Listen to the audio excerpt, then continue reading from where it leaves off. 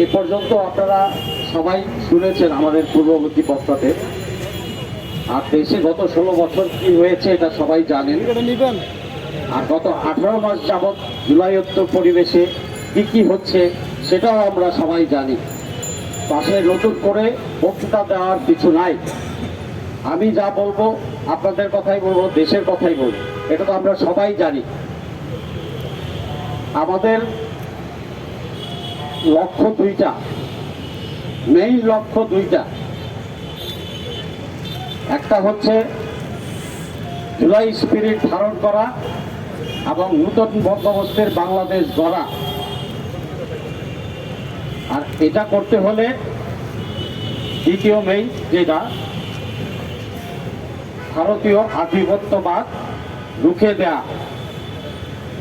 ভারতীয় আধিপত্যবাদ রুখে দিতে পারলেই আমরা নতুন বাংলাদেশ, নতুন বন্দোবস্তের বাংলাদেশ সঠিকভাবে গড়তে পারবো। আর তা না হলে প্রতিবারই তারা আমাদেরকে ডিস্টার্ব করবে। গত 54 বছর কি হয়েছে এটা জানি।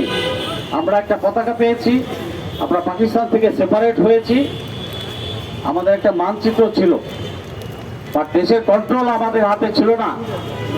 আমরা গত 54 বছর ধরে এই ভারত কর্তৃকই শাসিত হয়ে আসছি কোনো না কোনোভাবে। নতুন প্রজন্ম জেগে উঠেছে। জুলাই প্রজন্ম বেঁচে থাকবে 1000 বছর। জুলাই চলছে, জুলাই চলবে।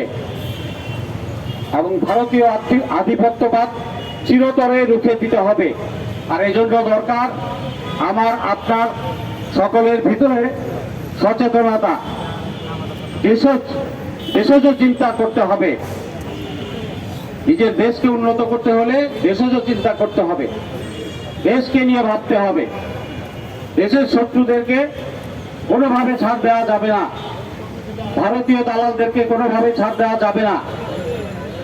আমি আশা করব এবং আহ্বান জানাই সকল জুলাই যোদ্ধা, ছাত্র জনতা, 18 কোটি জনগণ, আপনারা যার যার এলাকায় চোখ কান খোলা রাখবেন।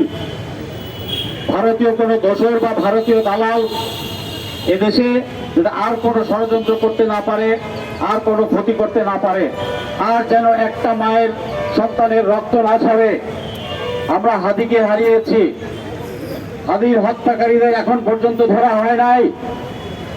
তার আগেই আপনি সাধারণ ছাত্রদের, প্রথম আলোর উস্কানিতে সাধারণ ছাত্রদের গ্রেফতার করা শুরু করেছেন।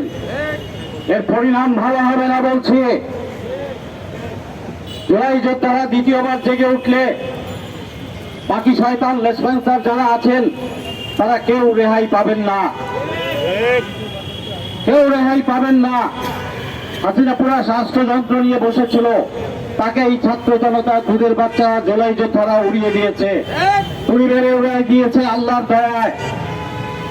আর আপনারা কয়েকটা লেসপেন্সার যদি ভাবেন আপাকে ফেরত আনবেন, ষড়যন্ত্র করবেন, ইন্টারিম গভর্নমেন্টকে কাজ করতে দিবেন না, বিচারে ব্যাহত করবেন, আবার নতুন করে গুম খুনের চিন্তা করবেন, আবার একটু উকি দিয়ে টিভিতে টক শোতে সুশীল কুশীল মিশাইয়া আবার নতুন করে ষড়যন্ত্র করার চেষ্টা করছেন, ভুল করছেন। আমি বলবো এদেশে ভারতীয় আধিপত্যবাদের শিরাফোঁটা যারা আছেন তারা ভালো হয়ে যান, ভালো হইতে পয়সা লাগে না। আর আমার আপনার সকলের দায়িত্ব, আধিপত্যবাদের দোসর বা কুচক্রী যারা আছে, যেখানেই আছে, আপনার আশেপাশেই আছে, আপনার সেক্টরেই কাজ করছে, তাদেরকে আইডেন্টিফাই করেন এবং ওখানে এই সিস্টেম করেন, ওখানে এই সিস্টেম করেন। রাষ্ট্রযন্ত্রকে বলবো জুলাই স্পিরিট সবার আগে আপনারা ধারণ করেন। রাষ্ট্রযন্ত্রের কোনো মাপ নাই। জনগণের ট্যাক্সের পয়সা খান, আর